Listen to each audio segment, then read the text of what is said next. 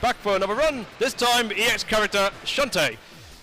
So, once again, the story's cut out from the main game, and we're basically going to be playing the game with Shantae. This compared to the run I did earlier, there's going to be some differences in how bosses are handled, as well as more areas I'm going to need to explore because of certain limitations towards Shantae. Nevertheless, we're ready to go. Okay, so once again, timer begins once I gain control of the tank. I will try and state it as best as I can. So let's boot this up.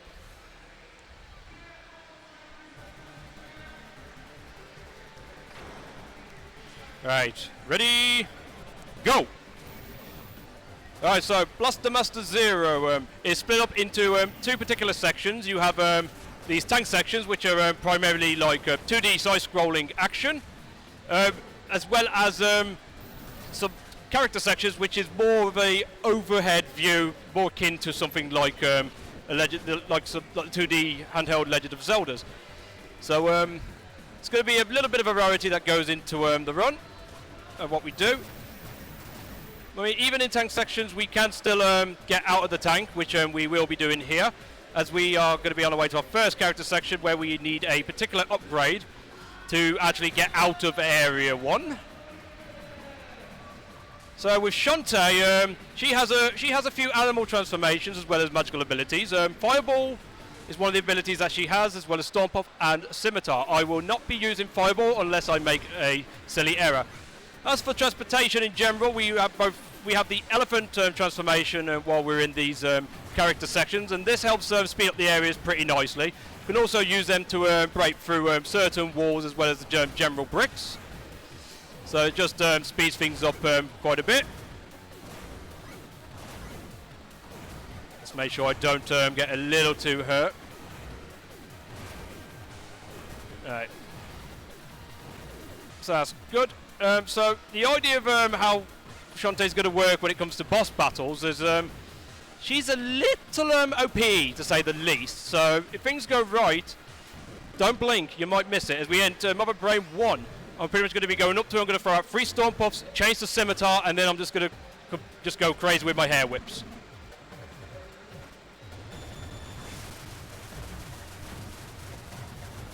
Okay, I've lost the rhythm of my timing of my hair whips there, but we at least didn't die, so that's a good thing. So that's Mother Brain down, and we'll get our first upgrade of the Hyper Shot, which is going to upgrade the tank's cannon shot, which also upgrades our tank's sub-weapon, the missiles, and it's going to be the only sub-weapon that we actually have throughout the run. We're not going to be going out of our way to pick up any additional sub-weapons, as they're just not realistically worth it, as plus the way how damage tends to work in this game. So back into the tank as we now start making our way across to go into Area 2. We needed this upgraded cannon shot to bypass this face wall just across from us here. And hopefully if we get this, we'll take a nice little flush drop. Nice, and into Area 2. Right, so Area 2 takes this more of a industrial type theme to it. Oh, I didn't know why I jumped so high there. Never mind. That's my bad. So it's a bit of an industrial. You're supposed to go up and around and about with the traditional character. However, they seem to have programmed Shantae's hair whip with the same capabilities as the next upgrade that we're going to be getting, the Crusher Shot, which is an upgrade you're supposed to have to break down these brick walls. However, Shantae's hair whip is just like a sword, so we just do that instead, enabling to cut out roughly half of what Area 2 has. We will still be going through a portion of Area 2 because the Crusher Shot, although we don't necessarily need it for certain things, there's one part in particular that we must have it for in order to even progress. So we will be going up to collect the Crusher Shot. We're just going to watch out with certain enemies, fire off a missile there, hopefully take out the both of them there.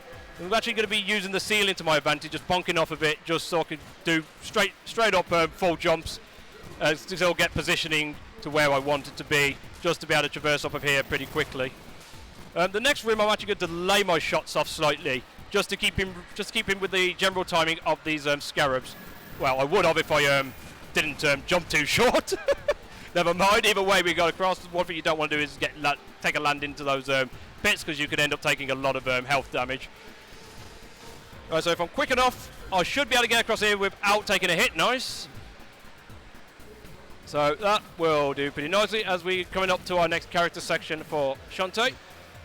So once again, we're going to be using the elephant to basically dash through the arena. So with this particular zone, the floor has some purple ooze that will raise up over time, and it's on a bit of a global cycle. But thanks to the elephant dash, we can avoid the majority of it. We will be taking some intentional damage, as well as just taking a bit of a side trek there to pick up some magic, as we're going to need our magic back up in time for the next boss of the run, Crabulus. We're going to be taking him down very, very similar to how we did with the first boss, Mother Brain. The difference is its weak point. It only has one weak point that's in the middle of its face. That's pretty much his face. He's going to have two claws that are hanging out the side of him. They'll be destroyed by the Storm Puff. So now we're going to take some intentional damage going through this bit of ooze there just to speed things up. Unfortunately, I didn't get a lucky magic drop, so I'm going to just have to do a quick bang there just to top that off. So here comes Crabulus. So as mentioned, he's going to bring out these claws. We're just going to stay in front of him, throw out a couple of Storm Puffs, and the Scimitar was again. Hopefully get the hair whip timing right, and we'll be able to take it down pretty smoothly.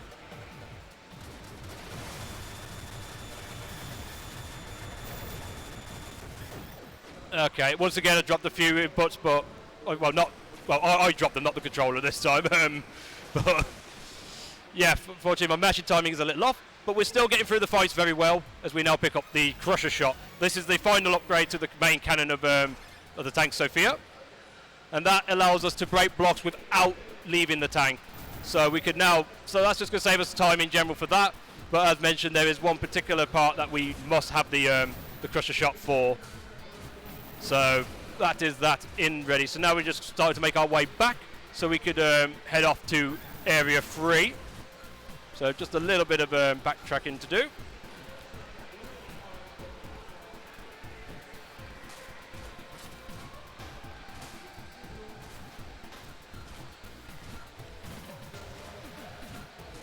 It's not bad timing.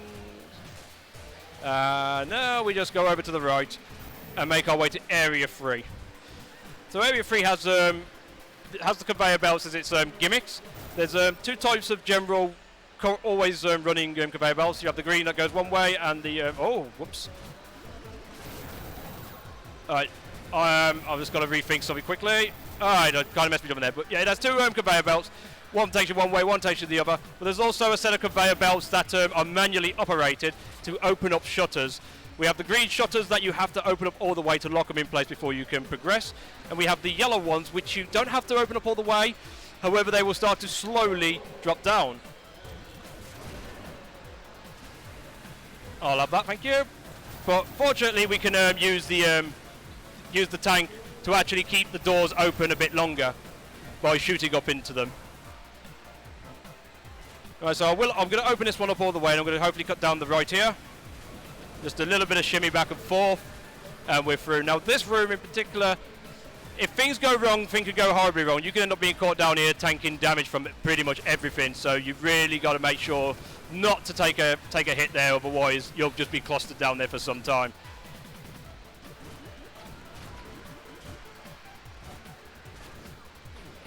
All right.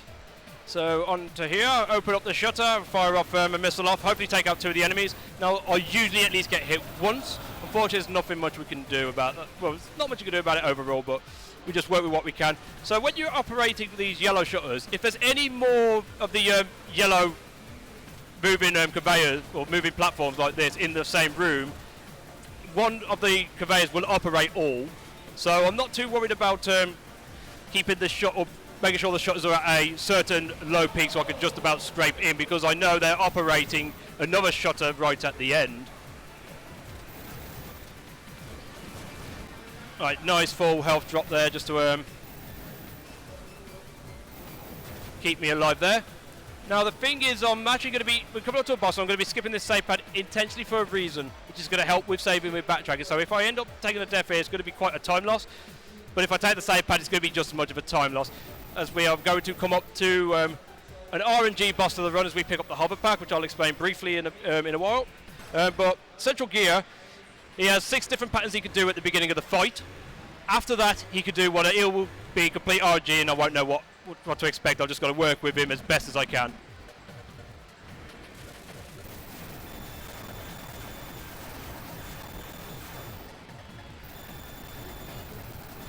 Okay, so far not terrible, but not great.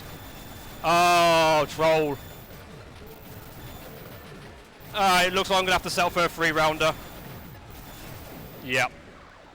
Unfortunately, if there's one attack you don't want to see him do is the cogwheels up in the air, because you can't get any of your cannon strikes in. Well, unfortunately, it's the nature of the game with him. Right, so as mentioned, we're going to do something a little different here. We're actually going to save in the menu. That's going to save my item progression. And I'm going to exit back to the menu, and as soon as I return to it, because I've hit no save pads, it will return me to the last door I entered, which just so happens to be right at the beginning of Area 3, which I now need to start doing my backtracking through Area 2 to get back into Area 1, so I can start gaining so I can get the access point to Area 4.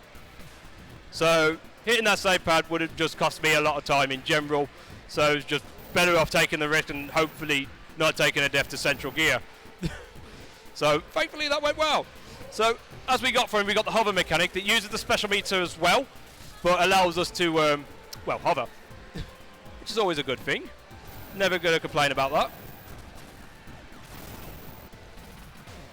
And yeah, unfortunately, because I now have Crusher Shot, I don't have to worry so much about this, about jumping out the tank constantly to take those bricks down. We can just move straight on. Almost back out of Area 2. And we're on good health and good meter, so that's great.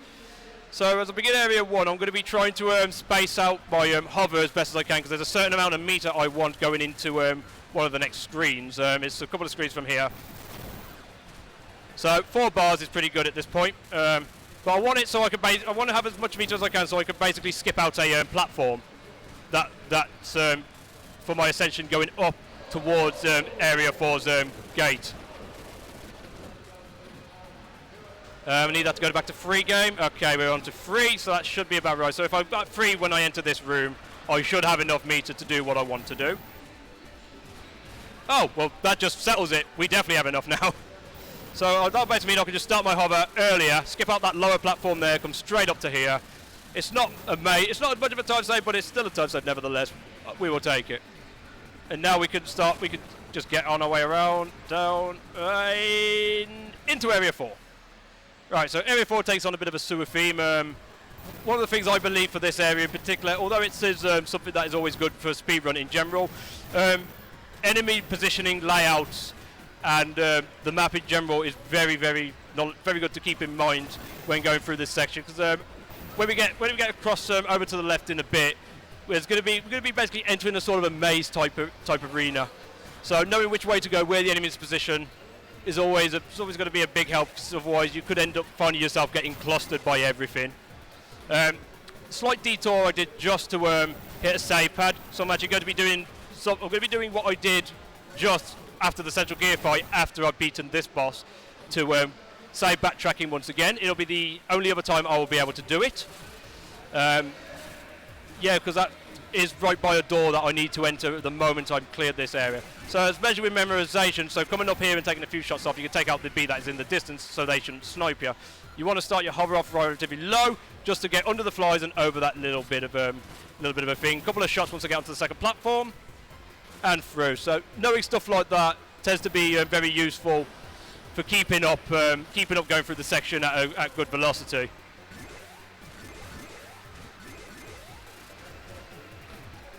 Right, so pretty much the halfway point of the area. Do not touch that save pad. Whatever you do, Turkey, that'll ruin everything. Couple of shots there. Stop that swarm of flies. And now we're pretty much just going to be following the maze around as we make our way to Area 4's boss. Oh, whoopsie. Yeah, I meant to hit that mine. RNG manipulation. Yeah, let's go with that. Alright, so coming up to the boss of Area 4, if I can figure out how to curve around things. So this boss is Ribby Roll. He's a big giant mutant frog. Because I've got all the tank upgrades that I'm supposed to get anyway for this run, This boss fight can go pretty quick because it turns out you're allowed to fire off both your special meter and your regular cannon shots at one time, and the overall speed you could do it is based on proximity, so you can get like 3 bullets out at a given time. So if you're right in front of the enemy, you can pretty much just mince him.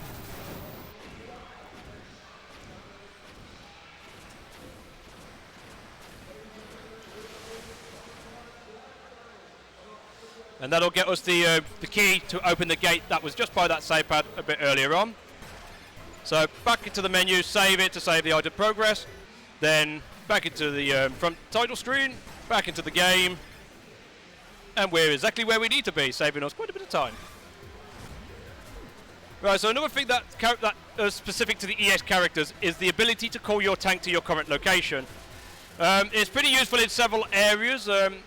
I will speak about it a little bit more later on, but for the meantime, I'm going to take an intentional retry. Now, retrying after hitting a save pad or at the beginning of an area not only replenishes your health, but replenishes your special gauge meter, which I needed to be full to cross this chasm to pick up a Shantae specific upgrade, which is in the form of Squid Baron the Brainy Dance. This is going to allow me, as Shantae, to transform into the very first boss of the game, Mother Brain.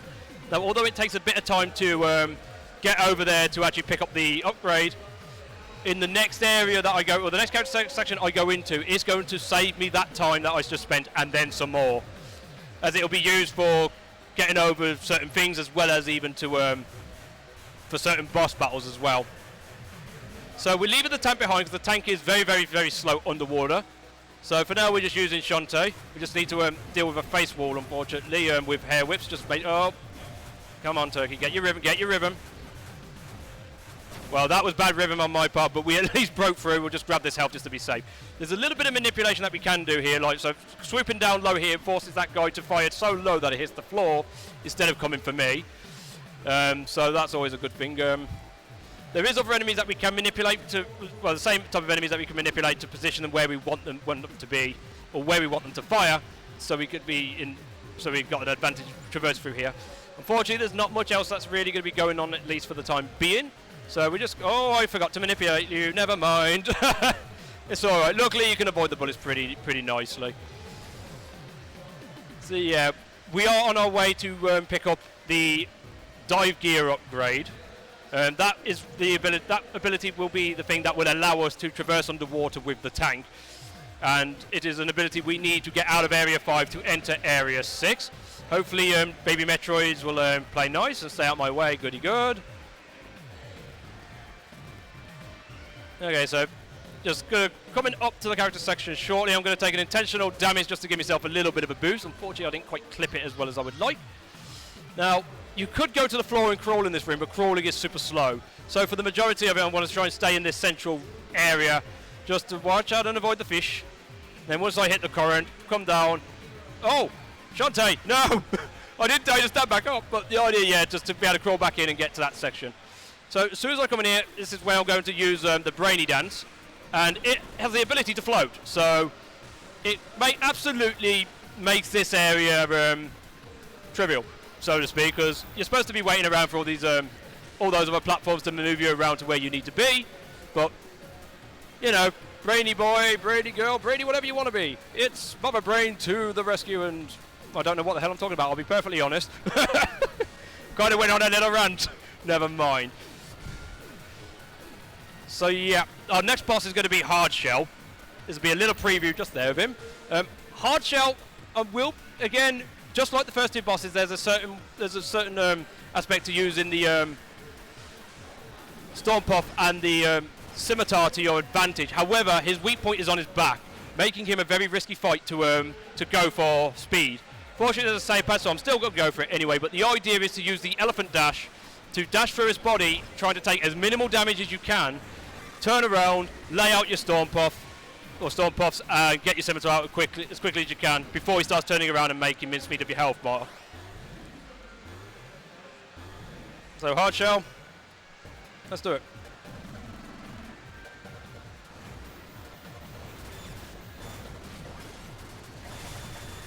Should be good. Yeah, alright.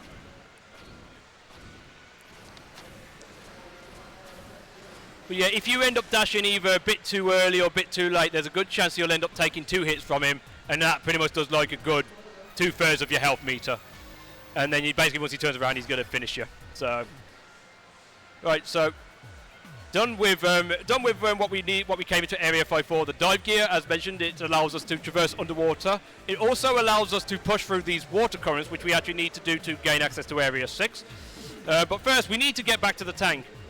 For whatever reason, Area 5, you cannot use the EX ability to call your tank to your location, for whatever reason. So instead, we can use the secondary function of the save pad, which when you hit the save pad and save and you stay on it, it'll give you a prompt, and that's the prompt will be the prompt to allow you to call your tank to your location at that precise moment.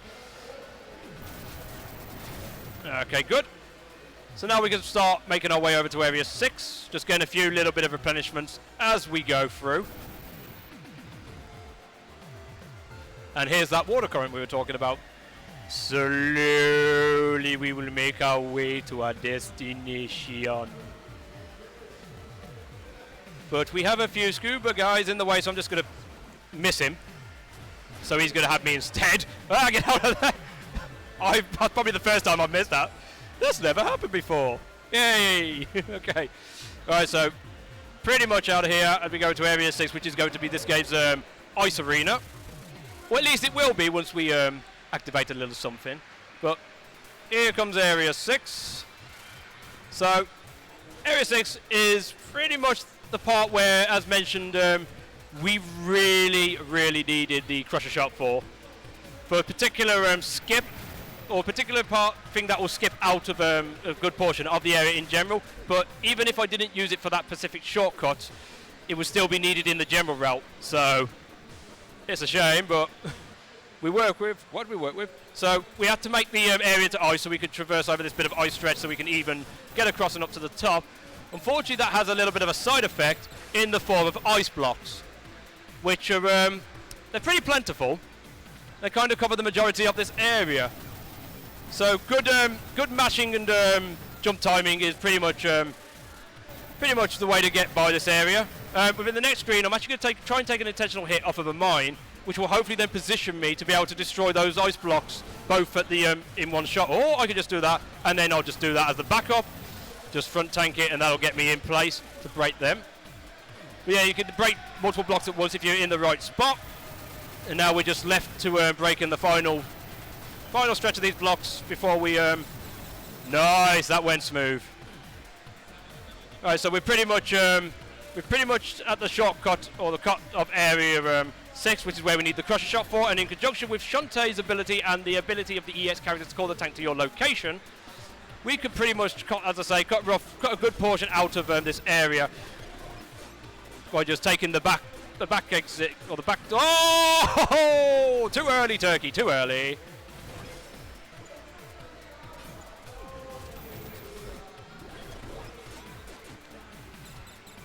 Oh, that didn't go very smooth, did it? But okay, we made it through, and now we're into the next character section. Once again, we'll bring the elephant out for speed and traverse.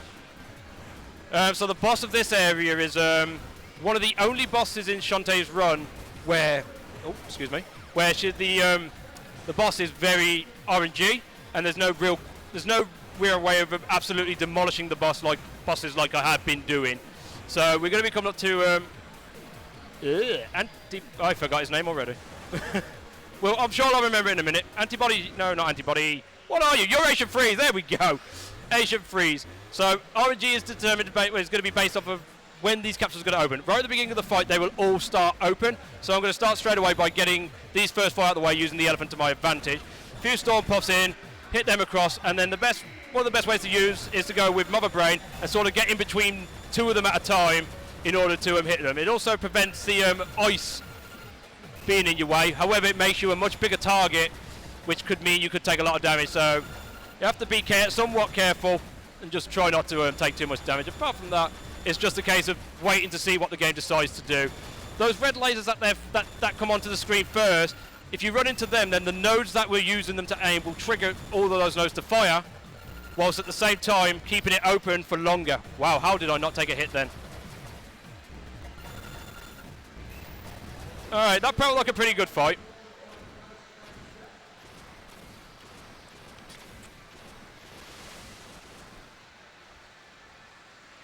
Alright, so we are done, and we have the final upgrade, the wall climb. It's going to allow me in the tank to climb walls, which pretty handy when we need to kind of climb on the walls here.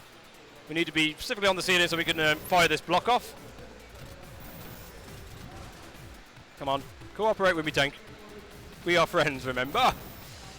Right, so pretty much at this point, there's 2 more areas left. However, there's quite a fair whack of backtracking to undergo.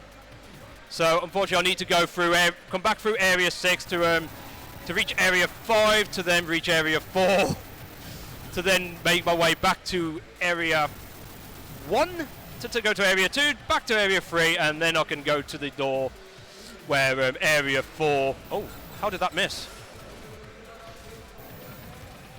Okay, I'm a bit surprised by that. I thought I had my timing right there, but I must have fired off a little too late there. But so yeah, for this particular point, there's a lot of backtracking, I'm afraid. I will try and get through it as best as I can.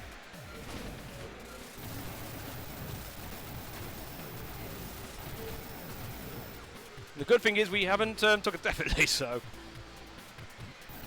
Hope everyone's doing well, hope everyone's having a good time, hope everyone in the chat as well as in person have been having fun throughout this entirety of the event.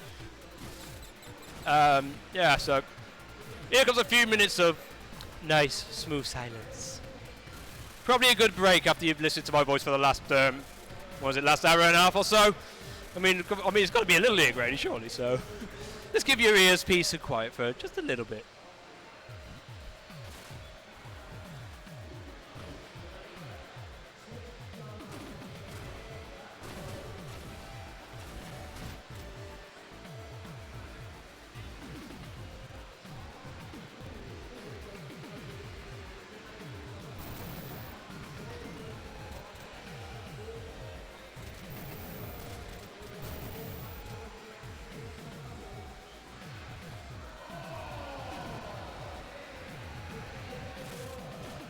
Okay, back into area 4.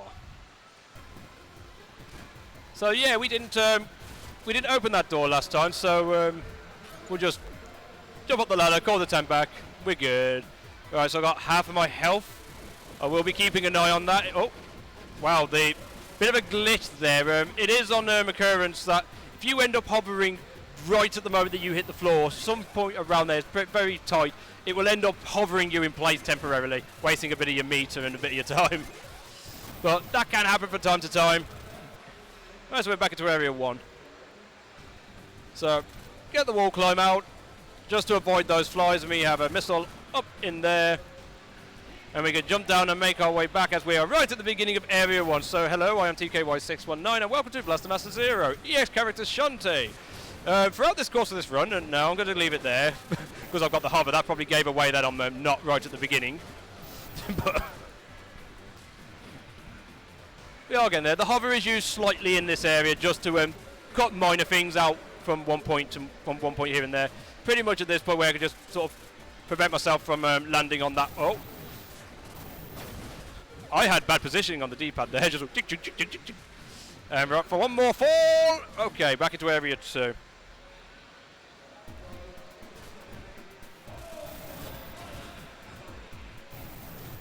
Oh, where'd that bee go? I must have took it out.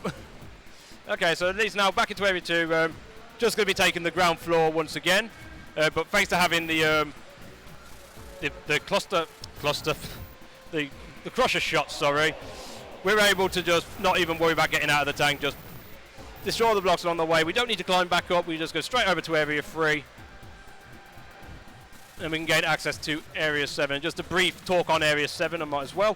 Area 7 is considered to be a stealth section of the run.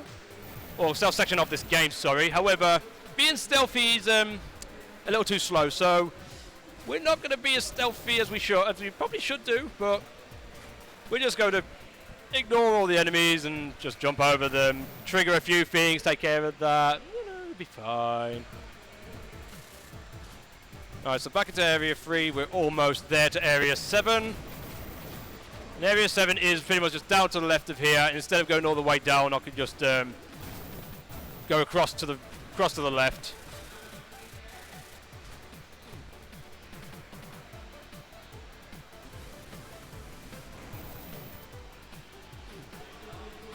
Alright, so this is pretty much where it's going to be. Just gain myself access through this. Take that turret down and jump across over. And this is why we needed the wall climb, specifically to be able to even open the access as the treadmill. Sorry, I'm losing my words. I do apologise. Use the treadmill in order to gain access to Area 7. So here we go, Area 7. From this point on, both Area 7 and Area 8, when things go wrong, they go wrong. So you've got to be careful and not take much. Right, so one of these stealth enemies are here. They suffer from Metal Gear Solid 1 vision. Unfortunately for them, they only have these cone visions, so they're usually not a threat. The other stealth element to the area are these roof searchlights. When activated, we'll spew out some slugworms, but we can just sort of fire up and destroy them and just ignore them entirely. So as long as we keep on top of stuff like that, we should be good. We will be coming up to a section where when you activate the searchlight, it will lock you into the room. I will only be able to take out one set nicely, and the rest I've sort of got to work with as best I can, and that was nice RNG. I appreciate it, game. Thank you very much. Right, 9 shots, go up the wall. Right, so far so good for Area 7. Now we've got a party of Metal Gear suffered vision guys down here, so we're just going to go across the top. And hopefully, bang, nice, so we get rid of that searchlight. So this searchlight I've always enjoyed taking off because you just sort of fall through, aim up, fire at the right time. It just goes smoothly, it's very good. So we're coming up to a room where I'm going to be constantly going forward and taking out all enemies. As long as I don't miss any position, don't get hit by anything in general or mess up anything of what I'm trying to do, no matter what, there's no other searchlight apart from the M1 will catch me. And the something or other which I completely forgot, so I do apologise. We'll move on as we're almost coming to the end of the tank section for Area 7. We will then enter a character section where we will be very much more respectful to the stealth, because we can tank damage through them in general, but their bullets really sting. So I need to get these first two elephant dashes off right. Okay, so now we're in the right spot. So there will be a point where I will be going to hit through them, which is going to be right after this guard. Just start dashing through them. I should only take a couple of hits at best. So there we go. So we always respect the first part, because once they gang up on you, you're pretty much going to take a death there. Right, so the Area 7 boss is coming up. Skeleton boss. Need water. So Skeleton boss is supposed to be a tank fight. Unfortunately, our tank's missing. We can't call our tank to our location, but we did leave it on a platform. There's a switch just up of the top left. So we're going to break up there, get the tank in, and then, just like Ribby Roll, absolutely annihilate him. Hopefully.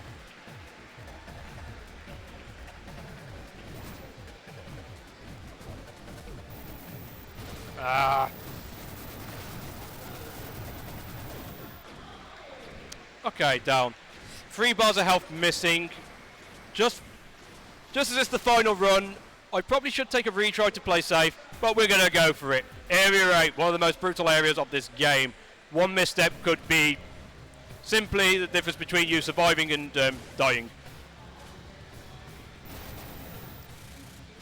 So I'm going to just go a bit quiet just to focus, just to make sure I at least get past these first few rooms.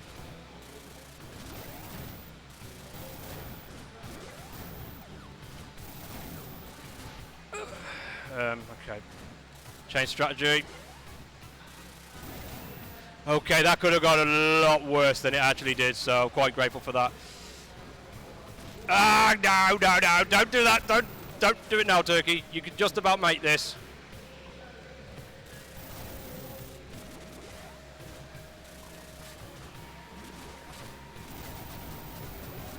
Let's watch out for him.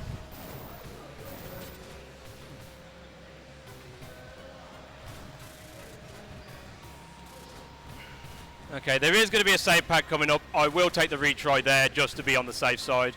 Unfortunately, I took a bit too much damage coming into this area.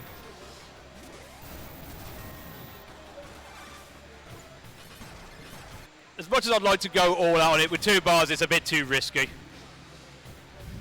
Right, so there's two ways of going through. There's a left side and a right side from this point. Now, with Shantae, I will always take the right side, because pretty much both the rooms that you end up in are mirrors of one another, except on the right side, although it is about 6 to 7 seconds slower, you have far less enemies in your way. The other side has, it's probably like twice the amount of enemies, but it feels like 3 times the amount of enemies, so it's very risky to go for. One final save pad just for safety, as we're in the final area and almost done here. Just swerve out a little bit, curve around there just to avoid all of that mess. Right, so we've got a couple of bees in the air, take them down. Let's keep my hover above. And we're good, and we're coming up to the second to last character section now.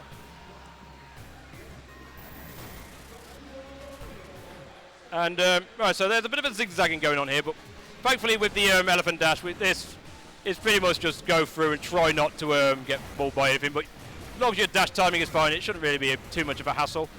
Apart from when I get into this room where I'll probably be taking some intentional damage just to speed the room up a bit. As long as I make it through this room with at least 4 bars of health, I should be perfectly fine for the boss. But just in case, we'll hit that. So this is Antibody Cell. He's going to start the fight off with this shield up. Going to throw a couple of Stall Puffs out there. Run straight through him. I'm going to change it to Bobber Brain. If things go well, I should be able to kill him before he passes me again.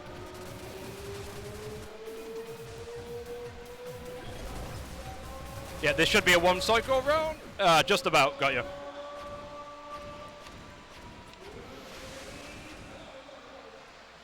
Right, so that gives us the final key we're going to need to get to the final character section and end this run off.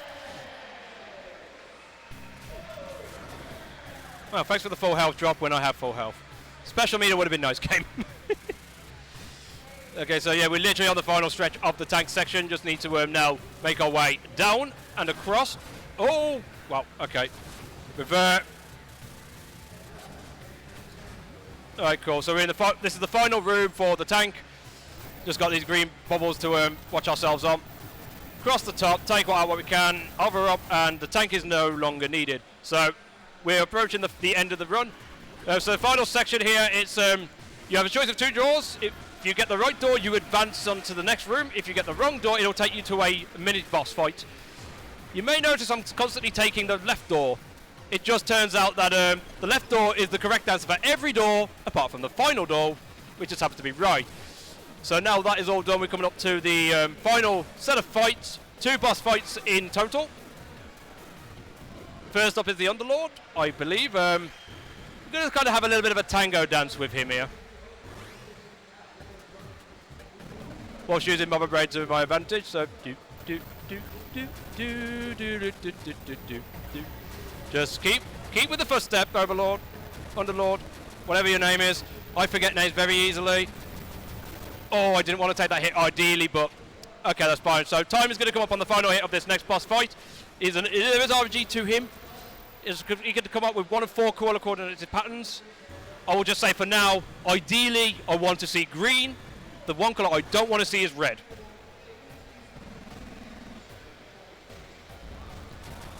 So he gives me red. Brilliant. Right, so unfortunately I'm going to have to move away from him. Green. Okay, I can work with that. So time should be coming up shortly. I might not be able to kill him on this. No. Okay, so he's going to be on the next hit. Time. And I only just about survived. A little bit tight there. Just a little bit.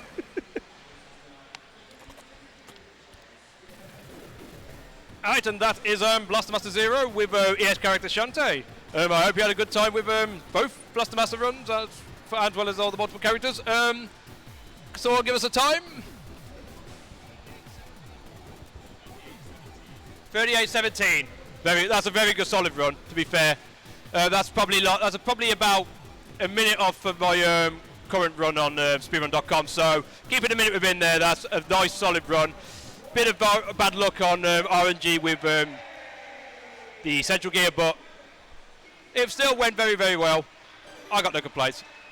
And I believe with that being said, that's me done. Hope you had a great time throughout the entirety of UKSM. For those at Insomnia, I hope you had a great time in general.